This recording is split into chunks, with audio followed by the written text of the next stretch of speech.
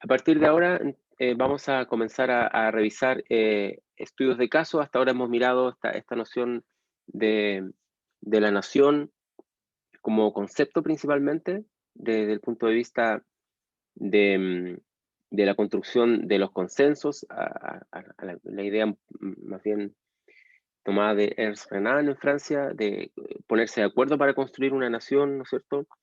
Em, que está muy asociada a cuál fue el fenómeno que se dio en Hispanoamérica, ¿no es cierto?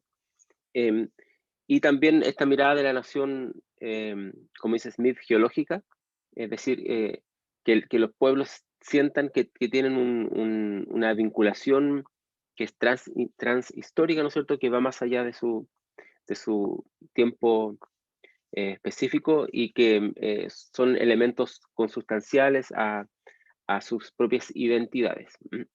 Ya hemos estado mirando esto un poco eh, para hacer el panorama y yo les di la bibliografía para que ustedes puedan ahondar en esas lecturas, Hobsbawm, Anderson, Smith, o irse a los clásicos como Renan del siglo XIX o Herder del siglo XVIII para poder tener una imagen amplia, digamos, del, de la discusión. Pueden también leer la literatura secundaria sobre estos temas, que, si no, o pueden ahondarlo si quieren eh, profundizar más en la temática. Y hoy día, ¿no es cierto?, corresponde, como dije, o a partir de esta clase, corresponde ir a los estudios de casos particulares. Vamos a hablar de México y vamos a hablar posteriormente del caso de Brasil, que es un caso muy particular respecto de Latinoamérica, como ustedes se imaginarán. Entonces, esa es la clase de hoy. Y la lectura es el texto de Lamperry, que aparece, ¿no es cierto?, en la bibliografía de la República Corporativa a la Nación Moderna, México 1821-1860, que está para la lectura de la clase de esta semana. Por lo tanto, vamos a mirar el nacimiento de la nación mexicana, como dije, como un caso particular, eh, que permite entender la complejidad de lo que hemos estado discutiendo ahora. Después de toda la discusión que hemos hecho de los conceptos de nación, eh, acá, ¿no es cierto?, la idea es mirar cómo esto es más complejo de lo que aparenta en estas dos visiones de la nación a la francesa, entre comillas, o la nación a la alemana. Es mucho más complejo que eso, evidentemente. Lo primero que hay que decir es que no solamente en México, sino que en general en Hispanoamérica, hubo varios modelos de nación moderna a los cuales poder recurrir cuando se produce la independencia. Esto es un primer aspecto. Para el caso particular de México, eh, aquí está el plan de Agustín de Iturbide, ¿no es cierto? El plan Iguala, 1821, que explicaba de alguna manera el sentido de la ruptura con España. Le daba un relato, digamos, a la ruptura, permitía la independencia, y a partir de ahí, ¿no es cierto?, uno podría entender que hay una primera forma de construir una identidad, construir lo que llamaríamos hoy día una nación. Em, este plan, ¿no es cierto?, de Agustín de Iturbide es, como dije, ¿no es cierto?, o está en el marco de la emancipación, de la separación de América respecto de España, eh, pero la particularidad que tiene es que no corta los lazos totalmente con España. Más bien busca sostener la monarquía de Fernando VII frente a las dificultades que estaba obteniendo, o que algunos de los integrantes, dice, de la corona de España se trasladen a México. Por supuesto, la religión católica es la única, ¿no es cierto?, y absoluta, que es un aspecto que se va a, digamos, a dar no solamente en México, sino que en gran parte de Hispanoamérica, en el sentido de que la religión y la religiosidad va a jugar un papel también para la construcción de las naciones modernas, a diferencia de lo que ocurrió probablemente en los casos modelos que yo estaba hablando de Europa, en Francia y en Alemania. Acá, evidentemente, hay un juego bastante obvio, ¿no es cierto?, la monarquía de Fernando VII no se podía sostener, por lo tanto, era obvio que iba a producirse una separación de México respecto de España y tampoco se iba a dar que alguno de los integrantes de la corona viajaran a México. Entonces, en la práctica es una ruptura que se hace sobre la base de una suerte de vinculación con el sistema político anterior. Y en esta perspectiva la literatura habla que es una nación que se construyó o se construía desde tradiciones heredadas. Más que, a diferencia de lo que hemos estado revisando acá en esta clase en este último tiempo, con Hobsbawm sobre las tradiciones inventadas, esta es una tradición que se hereda. Entonces, a diferencia también de otros casos que se pueden ver de independencia en Hispanoamérica, que supone una ruptura total con España, acá en el plan de Iguala, ¿no es cierto? De alguna forma hay una vinculación que permite que haya con el pasado, que permite que haya una suerte de transición. Esto, esto es bien diferente y por eso es que este caso, a otros países de Hispanoamérica, por eso es que este caso hay que mirarlo con detención. Al mismo tiempo existía otra noción de cómo podía conformarse una identidad nacional o un sistema nacional de corte más liberal que vamos a ver más adelante, que es una visión contractualista de la sociedad, es decir, hay un contrato entre el individuo y digamos, y su propia sociedad, el sistema político, el Estado, basado, ¿no es cierto?, justamente en eso, en el individualismo y la autonomía del sujeto, que es una visión liberal más bien también moderna, digamos. Aquí vamos a ver la diferencia entre estas dos perspectivas y cómo unas de estas, ¿no es cierto?, como la que se planteó por Iturbide, tienen una vinculación más fuerte o más amplia o más directa, para decirlo de otra manera, con las propias tradiciones o las construcciones en México, las propias construcciones históricas que se habían desarrollado hasta ese momento. Esta perspectiva de nación de un corte liberal no tiene un contenido de identidad nacional muy concreto, más bien es una visión universalista, por lo tanto no ancla en una noción de identidad muy desarrollada respecto desde el punto de vista de la nación. Entonces aquí tenemos estas dos perspectivas, una perspectiva liberal, de corte universalista, ¿no es cierto?, y basado en la idea del sujeto y de la autonomía del sujeto, y una visión que vamos a ver acá, ¿no es cierto?, corporativista, como lo desarrolla el texto que tenemos que leer para esta semana, de Lamperrey, que se relaciona con las tradiciones, es una tradición heredada, y que de alguna forma va a tener, ¿no es cierto?, una mayor llegada a lo que era el panorama histórico en el siglo XIX en México. Al mismo tiempo, no solamente para el caso mexicano, sino que también para el caso de toda Hispanoamérica, hay muchas formas de definir la nación que se estaban dando en este mismo momento en el siglo XIX. Por eso es que es interesante mirarlo porque en muchos países van a adoptar algunas de estas formas de nación, otras van a ser como una mezcla entre ellas, a veces muy contradictorias. La primera, ¿no es cierto?, es la idea de la nación española, que es un poco lo que hablábamos acá de las tradiciones heredadas. Eso es lo más conocido para el ámbito, digamos, para la realidad de principio del siglo XIX en Hispanoamérica, que tenía, ¿no es cierto?, la particularidad que era una nación conformada por pueblos, los pueblos, ¿no es cierto?, de las Españas, se decía muchas veces, que reconocen la soberanía del rey católico a cambio del reconocimiento de los privilegios y derechos históricos. Entonces, esos privilegios y derechos históricos son negociados a lo largo, ¿no es cierto?, de varios siglos por los propios pueblos directamente con el rey. Entonces, es un acuerdo en el fondo, donde el rey es proclamado como soberano a cambio de que estos privilegios y derechos históricos se mantengan. En el caso mexicano, también se integran los privilegios y derechos históricos que se otorgaron a ciertos pueblos precolombinos respecto de cómo eran su vinculación con una suerte de poder central en lo que llamamos el Imperio Azteca. Por eso que muchas cuando uno mira, ¿no es cierto?, lo que se construyó a partir del siglo XVI, XVII, XVIII en lo que llamamos hoy día México, ¿no es cierto?, en gran parte recoge los privilegios y derechos históricos de lo que había sido la relación del mundo azteca, digamos, entre sí, y el mundo precolombino en lo que hoy llamamos México.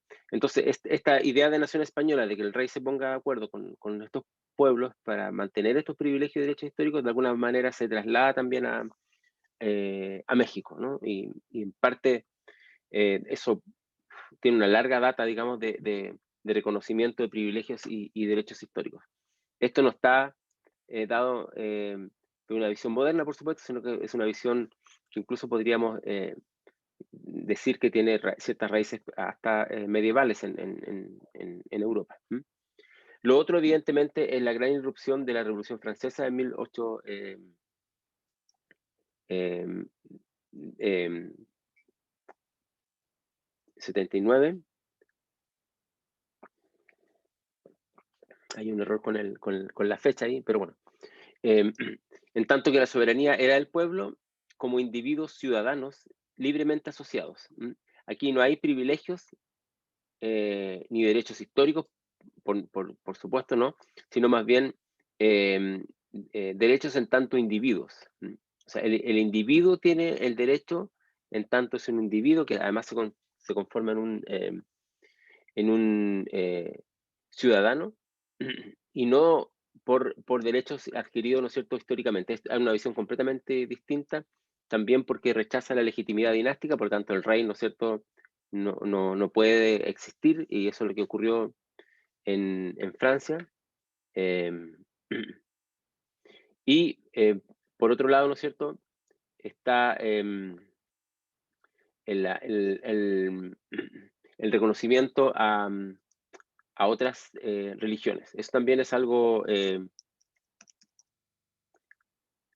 característico. Y esto iba a ser evidentemente eh, muy complejo para el caso de México, ¿no es cierto? Vamos a cambiar la fecha acá. Para el caso de México, ¿no es cierto?, iba a ser muy complejo porque gran parte de las tradiciones heredadas, ¿no es cierto?, o en el caso de lo que fue la construcción del Imperio Español en América, evidentemente, y en México en particular, ¿no es cierto?, estaba basado en la religión católica. La religión católica no es un asunto solamente de, de creencias, por supuesto lo es, sino que hay toda una sociabilidad asociada a la religión e incluso cosas prácticas, como hasta que tienen que ver con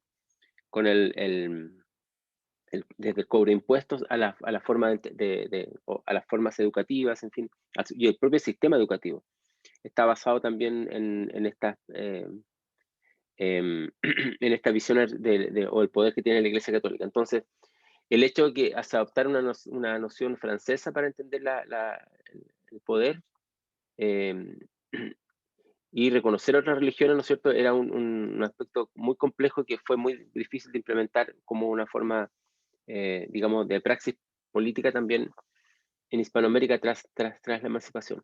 Lo otro que va a jugar un papel muy importante, como creo que lo he mencionado otras veces, va a estar los conceptos que se establecieron en las Cortes de Cádiz, una idea de nación como una nación indivisible, que tiene un corte francés, pues está basado en derechos, digamos, pero está basada principalmente en el centro político que van a ser las Cortes, o sea, los parlamentos.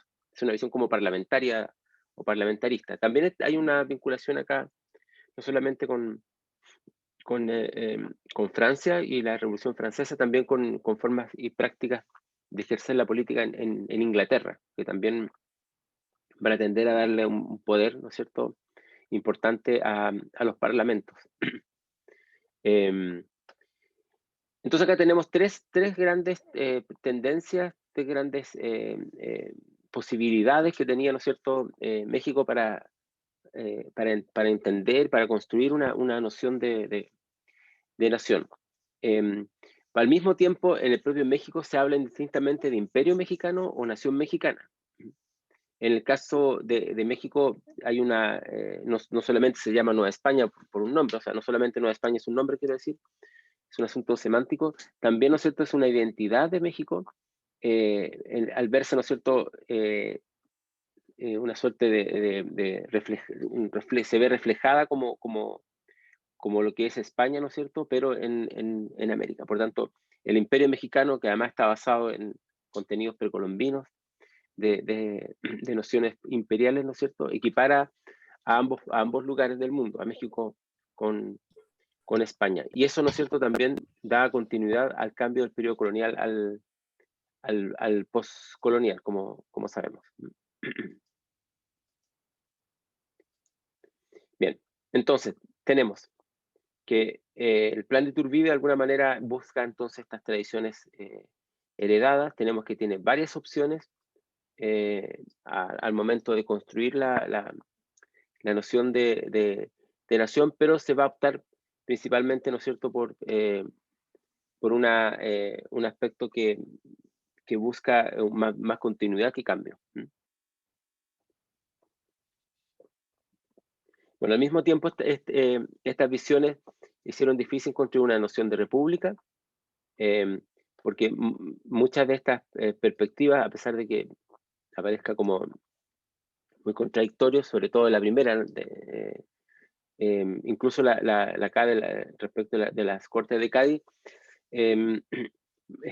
apuntaban más que a tener una república en México en un primer momento, a construir una nueva forma de monarquía.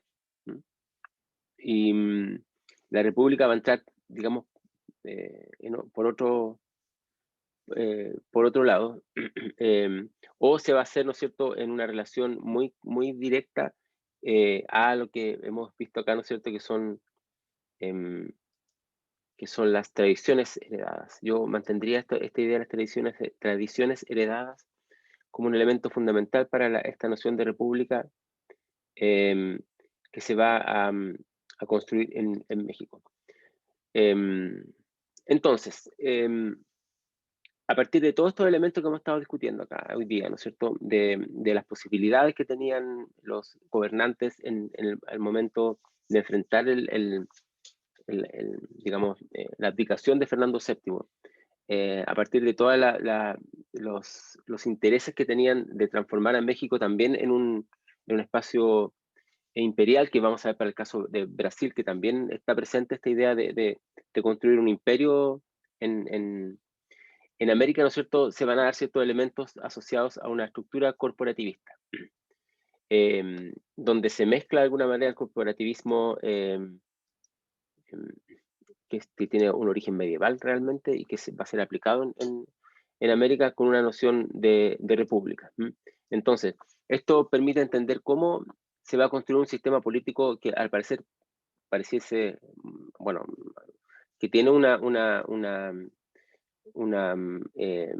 apariencia de modernidad, pero, ¿no es cierto?, va a estar muy relacionado con las tradiciones que existían en, en México, ¿no es cierto?, a comienzos del siglo XIX. Lo primero que hay que entender digamos, ahondar en este concepto de república corporativista en México, que no es un régimen político en sí mismo, sino designa más bien el cuerpo político. O sea, el régimen político está asociado con la forma de entender la participación de los ciudadanos, y hablo solamente en masculino para la época, que eran los hombres los que podían solamente ejercer ese derecho, sino más bien un cuerpo político. El cuerpo político no está asociado a individuos, sino que es una comunidad. Y está asociado, ¿no es cierto?, como lo dije anteriormente, a las corporaciones. Vamos a mirar este aspecto que es bien relevante para entenderlo. Evidentemente acá, ¿no es cierto?, se ve una extensión del modelo colonial, digamos, como sistema político, un gobierno propio mediante autoridades consideradas representativas de la sociedad. Y esta representatividad no está dada por el individuo en sí mismo, sino por la pertenencia del individuo a una corporación. a un grupo que está asociado con otros elementos más allá del propio individuo. Por eso que es una forma republicana de entender la administración del poder, pero no está asociada con la república que se desarrolló, por ejemplo, muy cerca de ahí, ¿no es cierto?, en los Estados Unidos, que, que, que, que a diferencia de México está basada en el individuo. La república corporativista en México, ¿no es cierto?, tiene otra característica. Esta visión supone entonces definir cuáles son los cuerpos políticos válidos. Los cuerpos políticos o las corporaciones son los que van a tener que estar representados en este modelo político. Entonces, aquí hay que definir estos cuerpos políticos.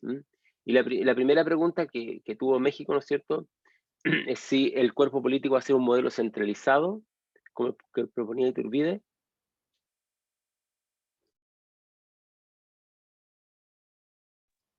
donde se centralizase, ¿no es cierto?, el poder en México, en la Ciudad de México, digamos, o va a ser un modelo donde prime la voluntad de las provincias. Y hay que entender que el poder de las comunidades fuera de México, o del poder local o de las provincias, es un poder, ¿no es cierto?, que está, que también tiene una larga data, ¿no es cierto?, en la medida en que los propios españoles, cuando se instalan en México, ¿no es cierto?, reconocen la voluntad de las provincias en el fondo del modelo precolombino. Entonces no es tan fácil cambiar un sistema en el cual se borre, digamos, el poder que tenían las provincias o el poder local sobre, ¿no es cierto?, México. Entonces, acá se establece una primera disyuntiva que de hecho va a ser en parte el origen de muchos conflictos hasta el siglo XX, y en parte también la famosa, ¿no es cierto?, Revolución Mexicana está también, eh, digamos, basada en términos de problemas, ¿no es cierto?, en esta disyuntiva. Si se va a optar por un modelo centralizador, que va a concentrar el poder en una ciudad, en la ciudad capital, en el DF, digamos, que es como se llama hoy día, eh, o se va a imponer la voluntad de las provincias. Las provincias fueron vistas como un cuerpo político. Esto es una visión corporativista del territorio y no una concepción individualista de la nación. Ya hemos visto que eh, el concepto de nación moderna, como mirábamos acá, digamos, por ejemplo, el concepto de nación francesa sobre todo, ¿no es cierto?, eh, es un concepto que le otorga mucha relevancia al individuo, y tal como aparecía, ¿no es cierto?, en el caso de los Estados Unidos. El individuo, la autonomía del individuo es fundamental para entender la representación política, porque se representa a la persona que ejerce su representación a través de la elección de sus autoridades. Pero esto no es así. Son las corporaciones asociadas a un territorio, a lugares específicos, que mucho se parece probablemente a esta idea de privilegios y derechos históricos. O sea, está más relacionada con ideas coloniales, por así decirlo, que con ideas modernas. Em, entonces, esto va a ser bien relevante para entender cómo se va a ir construyendo este modelo que hoy día le llamamos también modelo federal, que se va a empezar a construir en México. Algunos creen que el modelo federal político mexicano es una copia de lo que se hizo en los Estados Unidos, cuando no es así. El modelo federal, que es muy distinto al modelo federal argentino o al modelo federal que se dio en Brasil, pareciera que fuera el mismo modelo, pero no es tiene muchas diferencias, digamos. Eh, ¿No es cierto?, antes que una pirámide de niveles administrativos uniformes, como podía verse, ¿no es cierto?, en el caso de los Estados Unidos, donde hay un poder de alguna manera que se va a construir en relación a otro, digamos, y, y el poder central de alguna forma negocia eh, con los poderes locales, ¿no es cierto? La literatura dice, ¿no es cierto?, ahí está. La literatura dice, ¿no es cierto?, que el modelo mexicano se asemejaba mucho a una matrioshka, es una suerte de encajamiento de repúblicas o cuerpos políticos desde los más pequeños, los pueblos, a los más grandes de la nación. O sea, como una especie de orden, digamos, de alguna forma también jerárquico. Esa jerarquía no existía en otros modelos federales como el de Estados Unidos, porque de alguna manera había una consideración igualitaria de los distintos componentes de la federación. El cambio el mexicano, ¿no es cierto?, dotaba a estos vasallos no hispanos de una estructura representativa y gobernativa parecida a un autogobierno. Autogobierno en el sentido de que el poder local, digamos, tenía, ¿no es cierto?, una capacidad y una autonomía mucho mayor a la que tienen otras estructuras federales.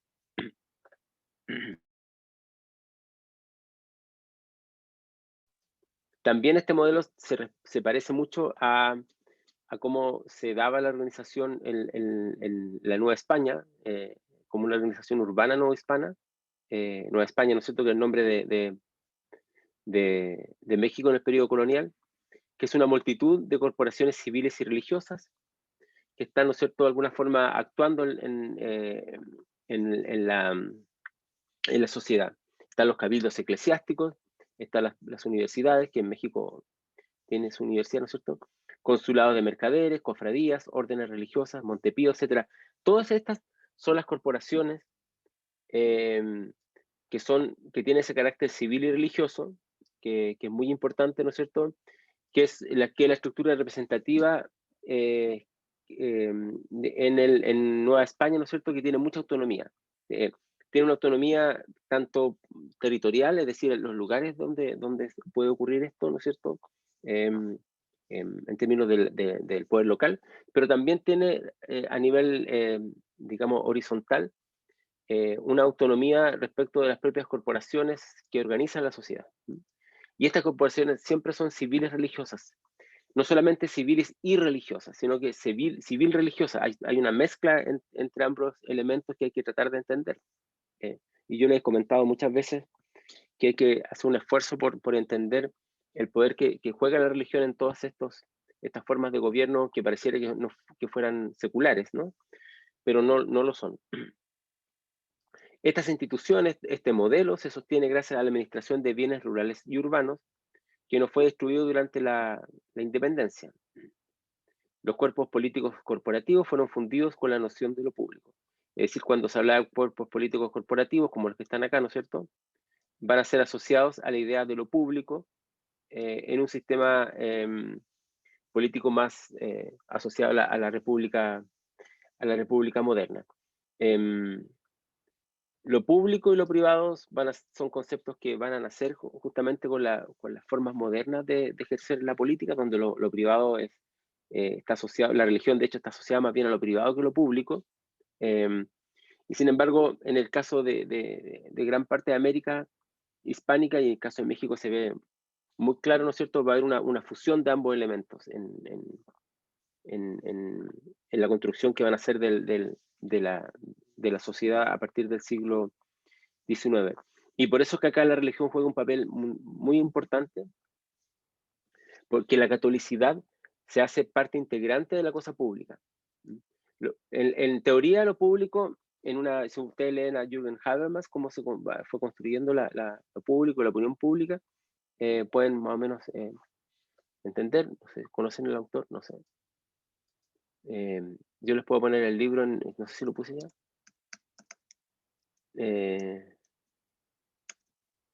Lo puedo poner en cursos.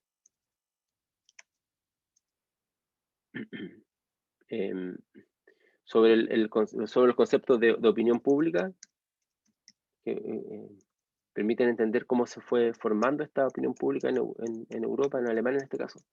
Pero puede ser un ámbito, digamos, si bien distinto, que permite entender cómo esto también ocurre en otras partes del mundo. Lo público está relacionado con la construcción moderna de la política, donde la cosa pública, bueno, se parece un poco a res publique de los romanos, que no es exactamente lo mismo, está asociada, ¿no es cierto?, al poder político y, y está disociado del aspecto privado, del aspecto personal. Entonces, en lo público se juegan aquellos aspectos relacionados con el hacer política, con el poder, y por definición, digamos, a partir del siglo XVIII, se entiende como un aspecto más bien secularizado, es decir, donde la iglesia no juega ningún papel, ¿no es cierto? En lo público va a estar evidentemente como fenómeno fundamental la construcción del Estado, de un Estado laico. Es una discusión que se va a dar en Europa incluso más bien en el siglo XIX, más que en el siglo XVIII, pero ya se va a fundamentar desde ese momento como la construcción de la organización política, ¿no es cierto?, del punto de vista laico. Ahí está establecido los derechos que tienen, ¿no es cierto?, los ciudadanos para ejercer su opinión, la forma de ejercer eh, su voluntad política, que no puede estar mediada eh, por ámbitos más allá de la propia voluntad de la ciudadanía y de su racionalidad. Y por eso que está asociada un poco a esto de lo público, está muy relacionado, si ustedes leen a Habermas, también con el crecimiento y la irrupción de los ideales burgueses, ¿no es cierto?, en Europa, y está asociada a una construcción de identidad también, de la identidad burguesa, como se puede ver en el libro de Jürgen Habermas, que lo voy a poner si le interesa, lo puedo poner en los cursos para que lo puedan revisar si tienen tiempo y ganas y interés en el tema. Pero esto está disociado del punto de vista religioso, que va a anclar a partir de este momento, y lo vemos hoy día también en muchas sociedades, al aspecto más bien privado de la vida. O sea, lo privado, lo personal, está asociado, ¿no es cierto?, a las creencias, y a las creencias religiosas se ven, ¿no es cierto?, en esa dimensión.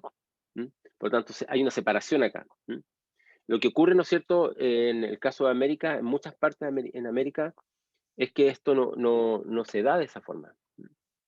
Y por lo tanto, la catolicidad va a ser parte importante de la cosa pública. Por ejemplo, en la educación uno lo puede ver claramente. La educación, desde el punto de vista moderno, debe ser un asunto del Estado, y debe ser un asunto de crear ciudadanos, eh, con la idea de que el Estado tiene que estar presente, ¿no es cierto?, a lo largo de todo un territorio, para dar una formación educativa básica, ¿no es cierto?, a sus ciudadanos, para que los ciudadanos puedan formarse racionalmente y tomar decisiones racionales. Es un poco el esquema, digamos. Y sin embargo, hasta hoy día, ¿no es cierto?, incluso en gran parte, en Chile también, ¿no?, en gran parte de América, la, el- el- lo- los- la Iglesia Católica va a ser la gran formadora de de la sociedad, la gran formadora, la gran educadora, digamos, en términos de que es masiva. Em, y eso, por supuesto, atenta contra la idea de lo público, donde la iglesia no debe ser la que forme a los ciudadanos. Uno debe educarse en una institución pública donde se formen todos por igual, y solamente aquellos que tienen una idea, una creencia religiosa muy arraigada, optan por una educación, como ocurre, ¿no es cierto?, en algunos países, ¿no es cierto?, opta por una educación em, confesional, o sea, religiosa, o una universidad religiosa, o una institución de educación básica o secundaria, digamos, pero como una suerte de excepcionalidad por efecto del derecho que tiene, ¿no es cierto?, a expresar su voluntad, digamos, y opción, que es más bien algo privado. Pero el Estado no puede ser que el país, por definición, digamos, esté asociada a algo distinto para cada grupo. La idea es que sea una educación, como sea en muchos países, digamos, igualitaria, tanto para las creencias como incluso para las clases sociales. Esto no ocurre así en México, y hay que entender muy bien el papel que va a jugar la Iglesia Católica en la formación de la cosa, del asunto público, de, a través de la beneficencia, por ejemplo, uno lo puede ver también no solamente en la religión, también lo puede ver en la atención de salud, que también ocurre en Chile, donde las sociedades de beneficencia asociadas en el caso mexicano y otras partes, a ciertas corporaciones vinculadas a la fe, digamos, a la religión, al culto de los santos, en fin, u otros parecidos, digamos, van a ser los que van a construir los primeros, los primeros, digamos, sanatorios y los primeros hospitales. Y no es el Estado el que le provee de salud a su población, en tanto el Estado se hace cargo de estos ciudadanos y ciudadanas, ¿no es cierto?, posteriormente, sino que es la Iglesia la que en su misión religiosa, digamos, le otorga, ¿no es cierto?, la salud y también la educación a la población. Entonces ahí hay un concepto que va a estar muy reñido con los conceptos modernos de construir la república y la nación. El régimen corporativo de México, ¿no es cierto?, va a tener varias dificultades en este momento para poder sustentarse, en el sentido de que se le dio un amplio poder a las provincias y esto, ¿no es cierto?, debilitó el poder central y las provincias representadas también en el Congreso. Lo que no se logró en un comienzo en el caso mexicano, como ustedes lo pueden ver en el texto de Lamperry, ¿no es cierto?, es un equilibrio entre lo nacional y lo provincial. Hay que decir que ese equilibrio existía durante, equilibrio está asociado, ¿no es cierto?, por supuesto, al poder que tiene un grupo respecto de otro. O sea, no es un equilibrio así, digamos, porque hay una cierta igualdad de poderes, ni mucho menos, ¿no? Siempre estos equilibrios se dan, o muchas veces se dan, ¿no es cierto?, porque el poder de uno no es tan fuerte respecto de otros que hay una suerte de,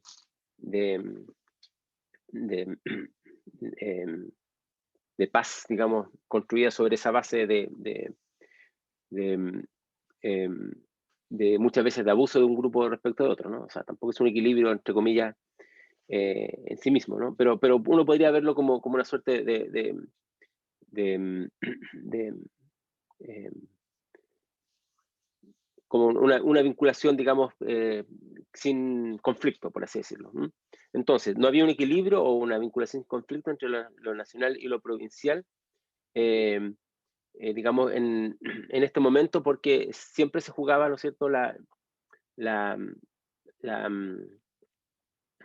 la disputa de qué se iba a imponer, si lo central asociado a lo nacional o las provincias.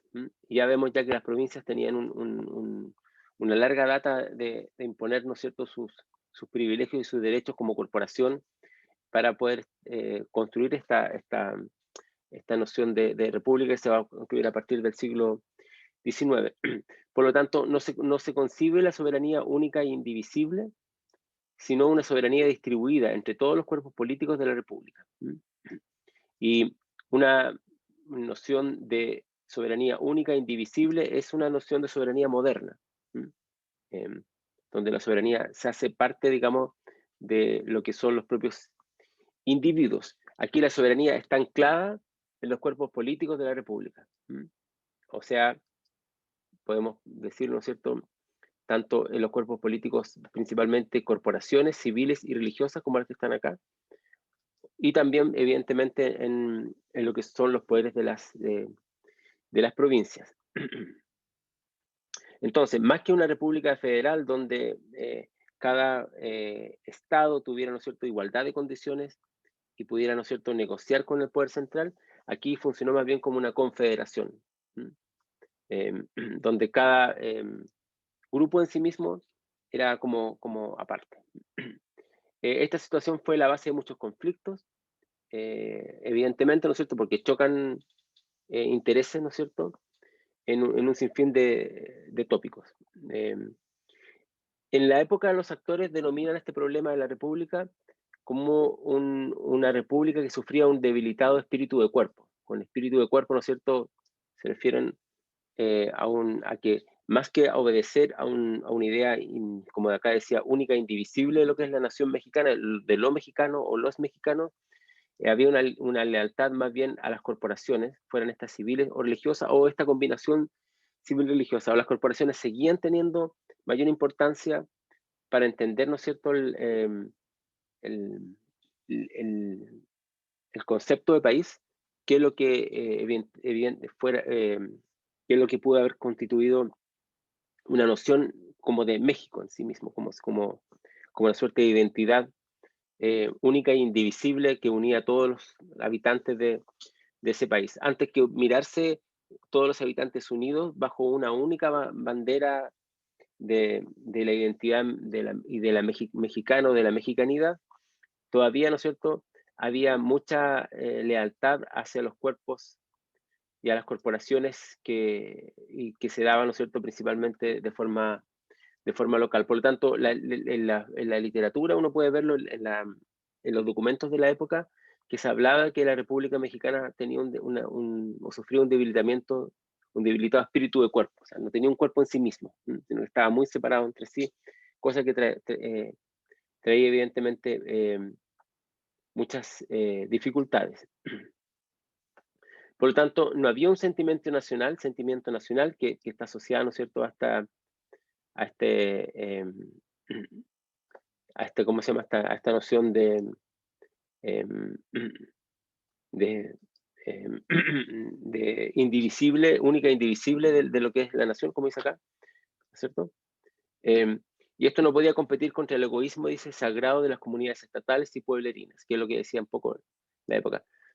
Más que verse como mexicanos, en el siglo XIX, los habitantes se veían muy asociados y vinculados a sus estados y a sus propios pueblos.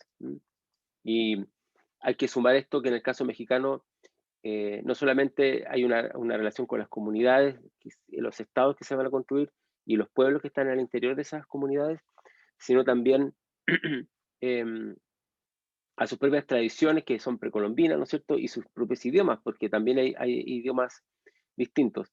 Para construir un sentimiento nacional, como lo hemos visto en estas clases, ¿no es cierto? Para construirse un nosotros, es necesario tener elementos en común, por ejemplo, el idioma en común, que hay un idioma oficial, aunque existe, digamos, que existía, como es el castellano, pero que sea efectivamente hablado por todas las poblaciones. Y, y la única manera de que el Estado pueda, ¿no es cierto?, imprimir un sentimiento nacional a través del idioma, como ocurrió en muchas partes, ¿no es cierto?, es teniendo em, una larga, ¿no es cierto?, em, digamos, un- una extendida educación pública, o sea, llevar la escuela básica a todos los lugares, enseñarles a leer y a escribir a los niños y niñas, ¿no es cierto?